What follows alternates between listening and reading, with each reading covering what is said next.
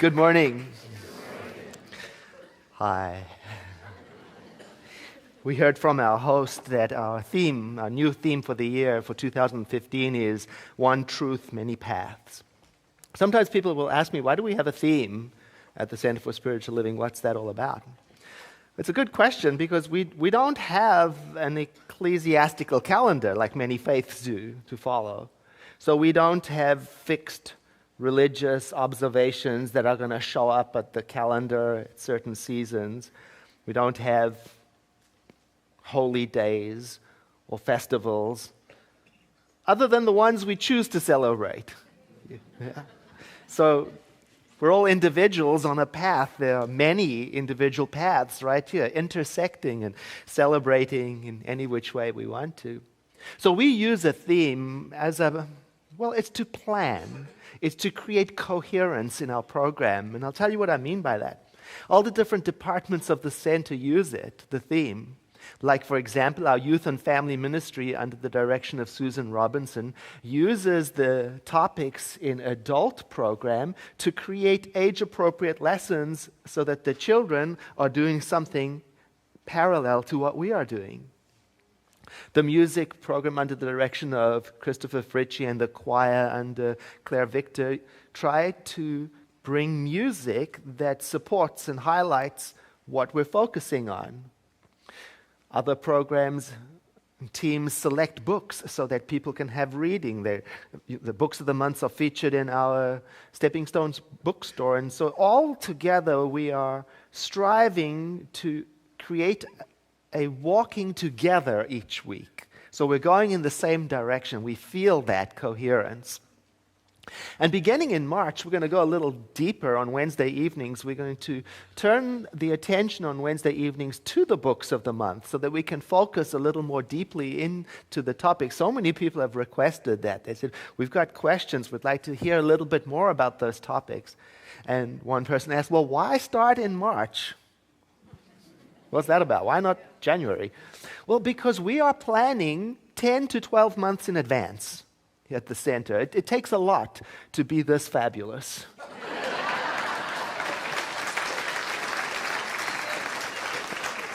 So, for example, January is already all scheduled out, like our first Wednesday evening service in January coming up right now, prayer, meditation, and poetry service. It's going to be beautiful, already scheduled.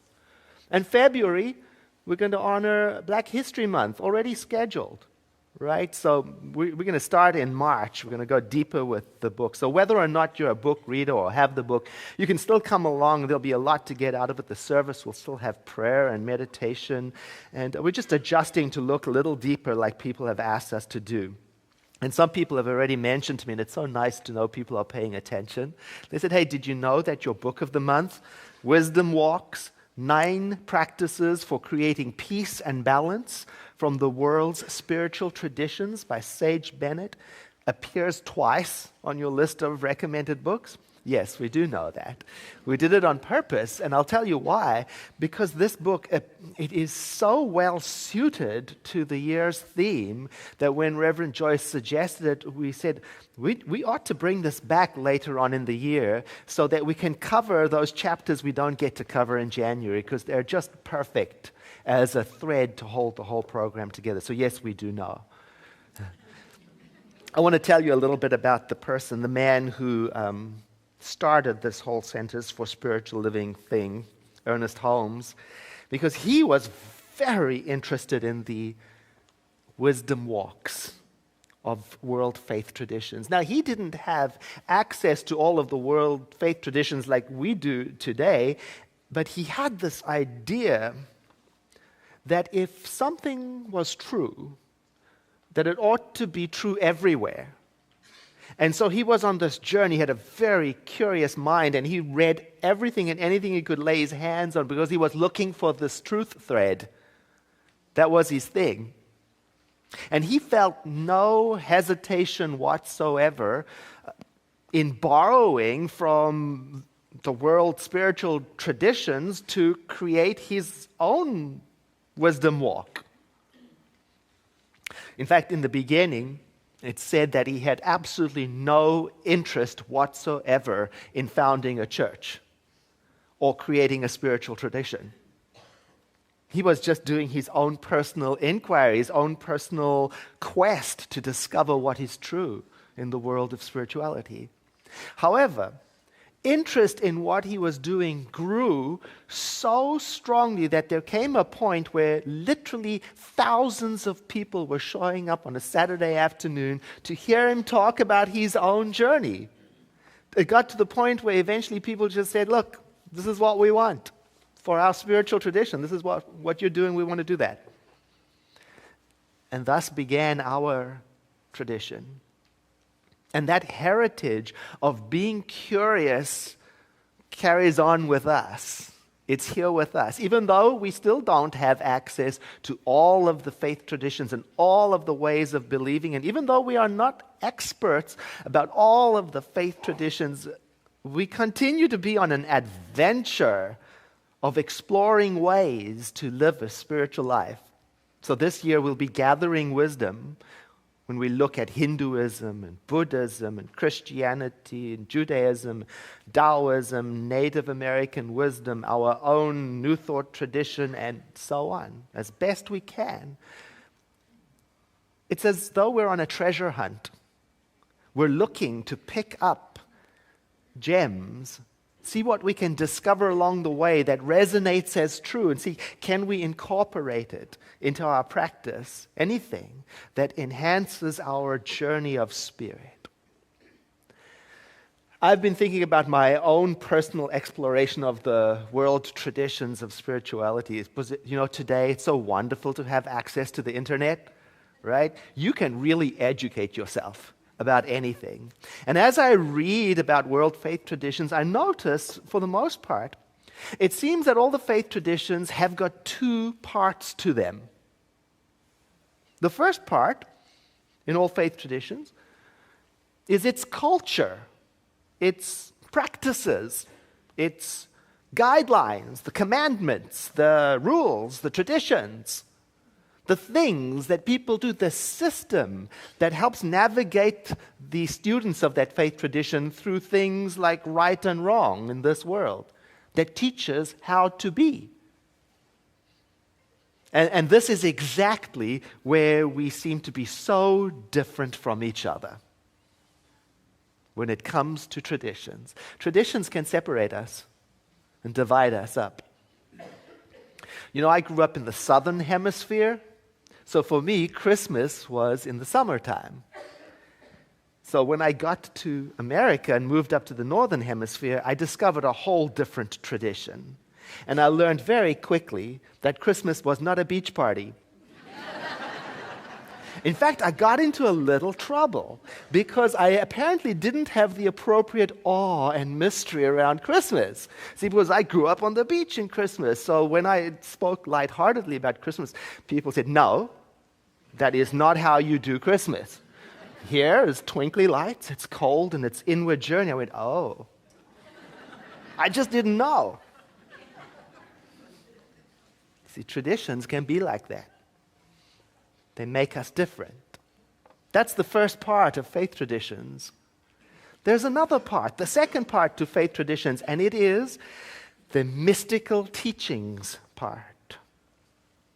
It's the more hidden or deeper teaching that goes beyond the culture, beyond the outer form, beyond the practices. It's the part of the teaching that deals with this overarching oneness of all. And that information, that part of the teaching seems to be where we intersect, where the world's faith traditions come together, that part where we are so similar to each other, at the point of the mystery, which is so difficult to explain, which has given risen to the great mystical teachings and writings of the world. And the more I study the mystery of being, or as our founder called it, the thing itself, the less important it seems to be what the outer form of the practice is. It doesn't seem to matter at all. So as we take in this wisdom walk together this year, while we're looking at practices and teachings and methods, learning from them how to live a better life, it's important for me to keep my eye on the mystery of oneness all the time that goes beyond the outer form, so that I keep remembering to look beyond or through traditions so I don't get stuck on the how and what. I keep on leaning into the why.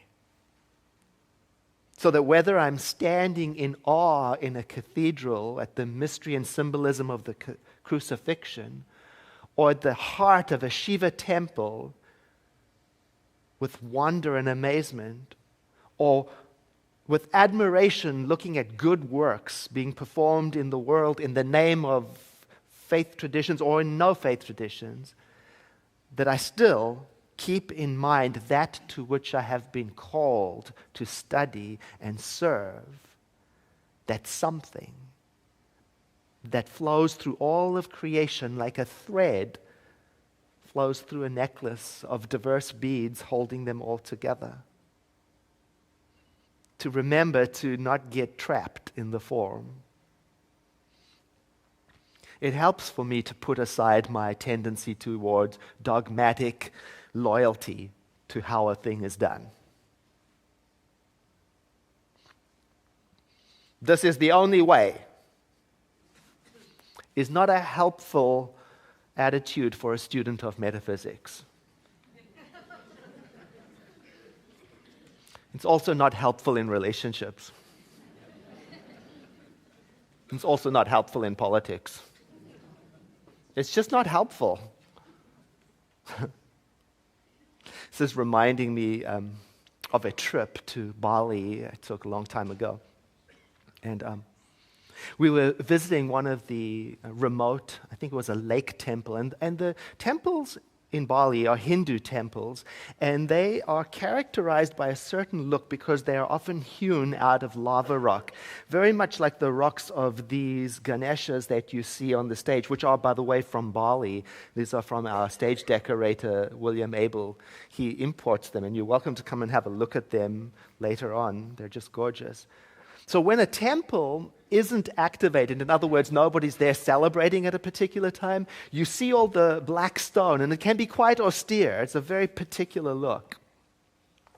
And I remember once walking into this empty temple and noticing immediately a flash of red to the side. It was quite uncharacteristic, crimson, because there was an alcove there with a figure in it that I recognized immediately. It was Guan Yin, an East Asian deity of mercy, the Bodhisattva associated with compassion, a Buddhist figure. And immediately I thought to myself, what is she doing here? It's the heart of a Balinese Hindu temple. See, because growing up in my faith tradition, I was taught, it was made very clear to me that our images were the only permitted ones. And the thought of having a bodhisattva in our cathedral was absolutely not okay. So I quietly asked the tour guide what was going on, wondering if perhaps they made a mistake. And he said to me, you know what? Many of our visitors here are Chinese Buddhists. And so when they come, they are so touched by the holiness of our temple, they wish to pay homage to their own deity. So we provide access for that right here at the heart of our temple. I was amazed. And what he was announcing was this spirit of inclusion that I have found quite refreshing, and it appears among many Hindus, not all, but in many Hindus, this spirit of inclusion, which in fact is what made it so difficult to convert India to Christianity. Because many Hindus saw absolutely no need to replace their spiritual tradition with something else. Rather, they were inclined to include, to take in, to adopt, to absorb, to borrow. Actually, I'm going to Bali this evening. I'm going to take our Center for Spiritual Living in San Jose on a tour there. And oftentimes people will say to me, why do you go to Bali so frequently? And the answer is because it's one of the most unique places I've ever visited in the world, where everywhere you go, there are symbols and activities that remind you of divinity. You can't step out of your home without encountering a symbol of divinity. It's so intertwined with everyday life that it is amazing. And not only that, when we get to spend those 9 days together, we go as pilgrims, and in the morning we chant one of Hinduism's most sacred and beloved prayers, the Gayatri Mantra, 108 times. We have yoga, and then we do spiritual practice some more, and then we visit some of the significant temples together. And being in community this way, in such a concentrated spiritual focus, it's truly amazing. And you know, the locals are so moved by the sincerity of our practice. When they see us dressing in the appropriate temple garb, and when they see us chanting their most beloved prayer, and when they see us practicing on our knees the local Hindu flower offering prayer service at the temple, they consider us to be true pilgrims. And we are. And although our own spiritual tradition here at the center, which is New Thought, never requires us to kneel, never requires us to make a sacrifice, never requires us to follow any particular form, it does, however, encourage us and allow us to explore the world with an open mind and with freedom, so that no matter the form of the practice we are engaged in, no matter what it is, we come to the same thing over and over and over again. And that is that there is only one, whatever it is. And that no name can contain it. And no religion can own it. And no belief can adequately describe it. And that each one of us is a wisdom path, a place through which this oneness is showing up. We are each a pathway of divinity. We're going to Bali again later in September because we just got word that airfare has been reduced dramatically. I wonder why. So if you're interested, I've got a slideshow about our trip to Bali after the service. Just stay behind after the service, and I'd love to show you some slides. It is serendipitous that I'm going to Bali today because our first topic of the year happens to be Hinduism. And we're borrowing a practice from Hinduism, and it's the idea of creating a personal altar in your home space as a way of establishing an ongoing reminder where you live that you are already linked to a spiritual presence that is everywhere. I have such a space in my home, very much like the temple space, the altar space that William has created right over here.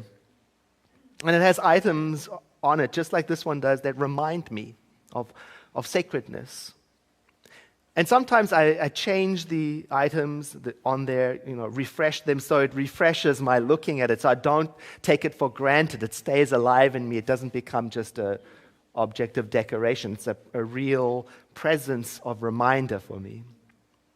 And if you haven't had a look around our facility, I encourage you to take a wisdom walk today. Go up to the library, to the classrooms upstairs, to the entrance hall, to the administration wing where our youth and family ministry meets. And you will find there all along the way stations, altars that we have placed dedicated to Jesus, to Kuan Yin, to Mary, to Buddha, and so on. We use them as teaching tools for our children and also as a way to remind us that the one truth truly is celebrated in so many ways.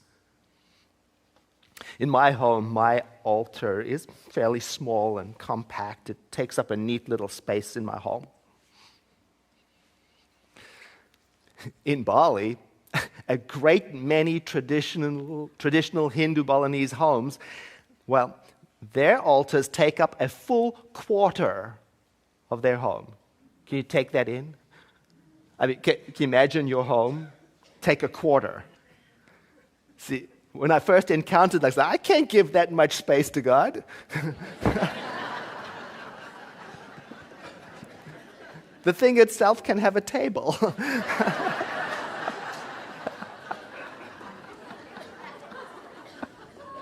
I mean, a full quarter of each compound is dedicated to spiritual remembering.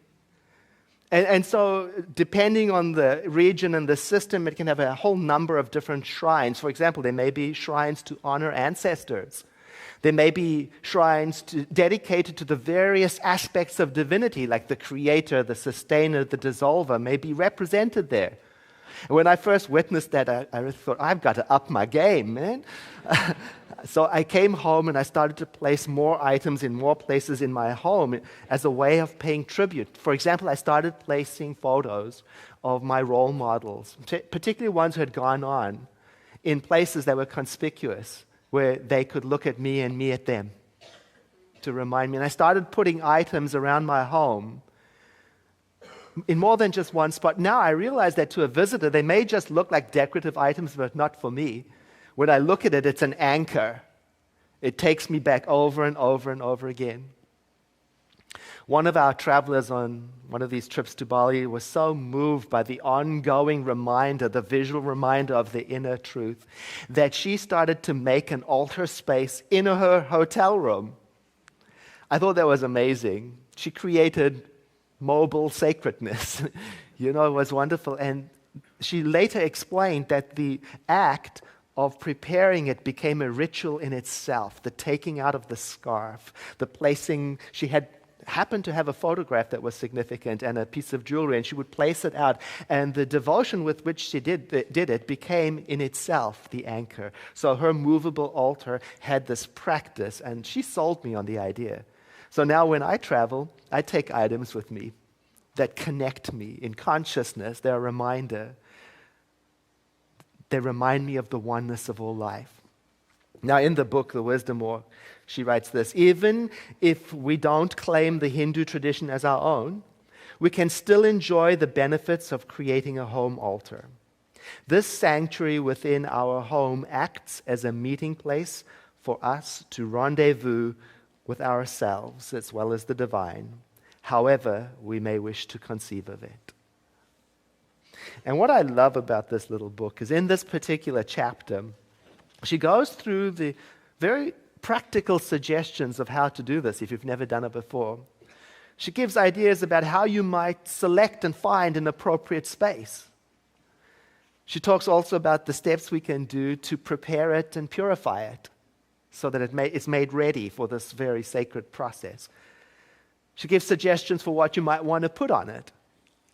And then she suggests routines that some might call a ritual that you can develop to practice with it, how to use it. And then she also talks, and I love this part the best, she talks about what to do if you've done all this and you still feel awkward because it's so different from the tradition you're used to. I love that. And so my hope for you is that you'll begin this year taking your own wisdom walk by locating a spot in your home. Doesn't have to be a full quarter. A spot in your home where you can do something, place something that will solidly remind you of the holiness that surrounds you and that lives in you for the whole year. I invite you to breathe in with me. And exhale, letting your eyes close. As we turn within to the altar of our own consciousness, in which we rendezvous with ourselves and the divine and recognize that one, whatever it is, in whatever form or name feels appropriate to address it with. We recognize it in so many forms: love, beauty, creativity. And we do recognize it so present in us that we call it our home.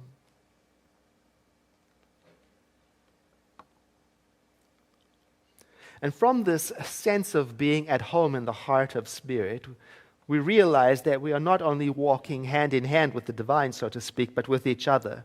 We are connected through this one, whatever it is, to each other and to the eternal invisible. This has a radical impact on the way we understand ourselves and our lives. And it is our way of contributing to a world in which peace and harmony and balance are welcome.